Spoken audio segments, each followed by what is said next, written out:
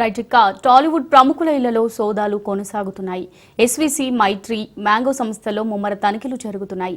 ఇప్పటికే కీలక పత్రాలను పరిశీలించిన ఐటీ బృందం మరికొన్ని డాక్యుమెంట్లను పరిశీలిస్తున్నట్టుగా తెలుస్తోంది. సినిమాల్లో పెట్టుబడులపై ఆరా తీస్తున్నారు. 4 రోజులుగా నిర్మాతల నివాసాల్లో అధికారులు సోదాలు కొనసాగుతున్నాయి.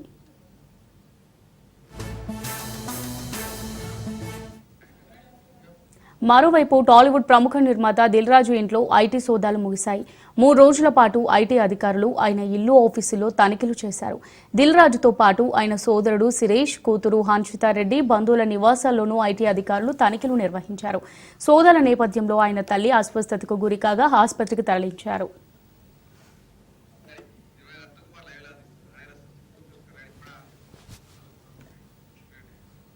రైట్ గా దీనికి సంబంధించి మరిన్ని డీటెయిల్స్ మా రిపోర్టర్ రత్నకుమార్ లైవ్ ద్వారా అందిస్తారు.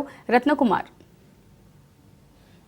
గత 4 రోజుల నుంచి నగరంలో ఐటీ సోదాలు కొనసాగుతూ ఉన్నాయి. ఇటీవల కాలంలో భారీ బడ్జెట్ చిత్రాలు నిర్మించినటువంటి ప్రముఖ నిర్మాతలతో పాటు మరికొంతమంది ఇళ్లు కార్యాలయాల్లో సోదాలను చేస్తున్నారు ఐటీ అధికారులు. అయితే ఇప్పటికే జరిగినటువంటి సోదాల్లో ప్రముఖ నిర్మాతల నుంచి కూడా పలు కీలక డాక్యుమెంట్స్ను స్వాధీనం చేసుకున్నట్లు తెలుస్తోంది. ముఖ్యంగా సరైనటువంటి బ్యాలెన్స్ షీట్స్ మెయింటైన్ చేయకుండా ఇన్కమ్ ట్యాక్స్ పరంగా అవకతవకలకు పాల్పడినటువంటి వారి యొక్క ఏదైతే కొన్ని ఆధారాలను కూడా సంపాదించినట్లు కూడా మనకు సమాచారం అందుతోంది. ముఖ్యంగా రీసెంట్గా గేమ్ చేంజర్ అలాగే సంక్రాంతికి వస్తున్నటువంటి సినిమాలను భారీ బడ్జెట్తో నిర్మించారు ప్రముఖ నిర్మాత ఎఫ్డీసీ చైర్మన్గా ఉన్నటువంటి దిల్ రాజు. ప్రస్తుతం ఆయన ఇంట్లో 4 రోజుల నుంచి కూడా ఈ సోదాలు కంటిన్యూ అవుతూనే ఉన్నాయి. ఆయన ఇల్లు కార్యాలయాలతో పాటు కుమార్తె హన్షితారెడ్డి, సోదరుడు శిరీష్ వారి యొక్క ఇల్లు కార్యాలయాల్లో కూడా ఈ యొక్క సోదాలను కొనసాగిస్తూ ఉన్నారు ఐటీ అధికారులు. ఈ సోదాల్లో భాగంగానే మొదటి రోజు సోదాలు నిర్వహించినప్పుడు భార్యను బ్యాంకు లాకర్లు ఓపెన్ చేసేందుకు తీసుకెళ్లడం జరిగింది. బ్యాంకు లాకర్లను చెక్ చేసిన తర్వాత తిరిగి ఆమెను నివాసానికి తీసుకొచ్చారు. ఇక సోదాలు జరుగుతున్నటువంటి సందర్భంలోనే తల్లి అనారోగ్యానికి గురైతే ఆమెను స్వయంగా ఐటీ అధికారులే తమ వాహనాలలో తీసుకెళ్లి ఆసుపత్రిలో చూపించి తీసుకొచ్చినటువంటి పరిస్థితి. దీన్ని బట్టి అర్థం చేసుకోవచ్చు ఎంత ప్రెస్టేజ్గా యొక్క సోదాలను తీసుకున్నారు ఐటీ అధికారులు అనేది. చాలా సుదీర్ఘంగా యొక్క సోదాలు అనేవి కంటిన్యూ అవుతున్నాయి.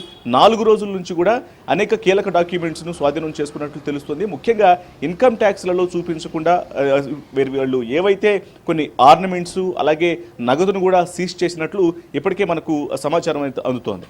ఇక దిల్ రాజుతో పాటు మరోవైపున ఇటు పుష్ప 2 దాదాపు 650 కోట్ల రూపాయల భారీ బడ్జెట్తో నిర్మించినటువంటి పుష్ప 2 నిర్మాతలు మైత్రి మూవీ మేకర్స్ ఇల్లు కార్యాలయాల్లో కూడా ఈ సోదాలు అనేవి కంటిన్యూ అవుతున్నాయి. ముఖ్యంగా నిర్మాతలు నవీన్ ఎర్నేని, రవిశంకర్ వీరి యొక్క ఇళ్లతో పాటు వారి యొక్క కుటుంబాలు, సన్నిహితుల వారికి సంబంధించినటువంటి ఇళ్లలో కూడా ఈ సోదాలను చేస్తూ ఉన్నారు. ఇక దాదాపు 4 ప్రాంతాల్లో ముఖ్యంగా Jubilee hills, Banjara hills, Kondapur, Madhapur ప్రాంతాలతో పాటు మరొక 4 ప్రాంతాలు మొత్తం 8 చోట్ల ఇప్పటికే 55 మంది అధికారులు పలు బృందాలుగా విడిపోయి సోదాలను చేస్తున్నట్లు తెలుస్తుంది. ఇక ఇప్పటికే ఈ సోదాలకు సంబంధించి ప్రముఖ నిర్మాత దిల్ రాజు కూడా ఒక క్లారిటీ ఇచ్చారు.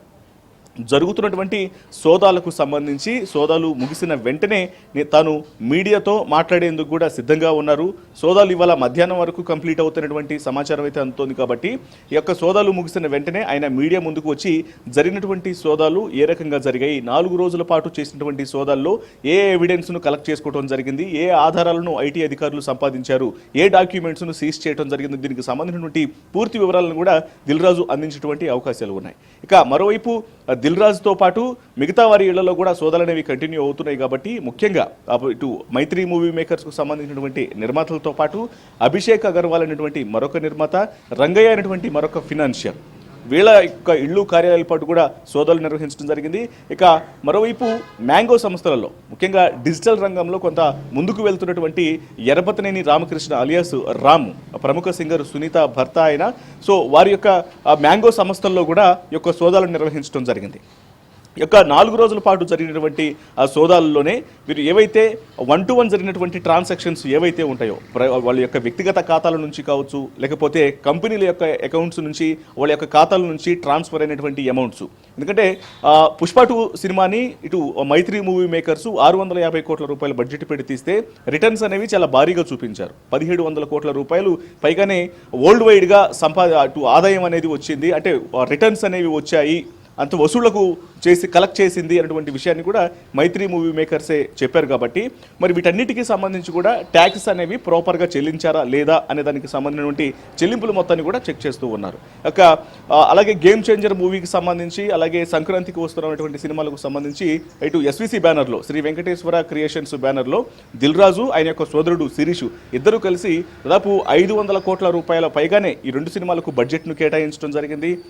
వీటికి ఆదాయం కూడా బాగానే వచ్చింది. ముఖ్యంగా సంక్రాంతికి వస్తున్నటువంటి సినిమా ఇప్పటికీ సక్సెస్ఫుల్గా రన్ అవుతున్న నేపథ్యంలోనూ మరి వస్తున్నటువంటి కలెక్షన్స్కు సంబంధించి వీరు పెట్టినటువంటి పెట్టుబడి ఎంత, వస్తున్నటువంటి ఆదాయాలంతా, మరి వీటన్నిటికీ సంబంధించినటువంటి బ్యాలెన్స్ షీట్స్ను ప్రాపర్గానే మెయింటైన్ చేస్తున్నారా, ఎప్పటి వరకు బ్యాలెన్స్ షీట్స్ అనేవి ప్రాపర్గా మెయింటైన్ చేశారు, ఎప్పటి నుంచి సరైనటువంటి బ్యాలెన్స్ షీట్స్ మెయింటైన్ చేయట్లేదు అన్నటువంటి విషయాలను కూడా ప్రస్తుతం ఆరా తీస్తున్నారు.